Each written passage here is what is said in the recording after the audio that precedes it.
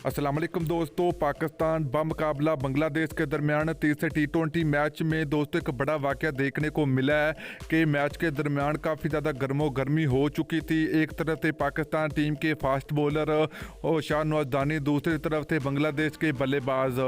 तो दोस्तों एक ख़तरनाक लड़ाई देखने को मिली है दोनों खिलाड़ियों के दरमियान। तो आज इस वीडियो के अंदर आपको वीडियो क्लिप आप लोगों को दिखाएंगे। तो दोस्तों आज शाहनवाज दानी को पाकिस्तान क्रिकेट टीम की जन्म से पहला मैच खेलने का मौका मिला। तो पहले ओवर में पहली विकेट हासिल की शाहनवाज दानी ने। तो दोस्तों एक बहुत बड़ी लड़ाई देखने को मिली है जिसकी वीडियो सोशल मीडिया के ऊपर काफ़ी तेज़ी के साथ वायरल हो रही है। तो वीडियो आप लोगों को दिखाएंगे तो आप लोगों ने लाजमी इस वीडियो को एंड तक देखना है। तो दोस्तों अगर आप लोग भी पाकिस्तान क्रिकेट टीम से मोहब्बत रखते हैं तो जल्दी इस वीडियो को लाइक करें, चैनल को सब्सक्राइब करें और बेल आइकन जरूर इनेबल करें ताकि आप लोगों को मजीद क्रिकेट की वीडियो मिलती रहेगी।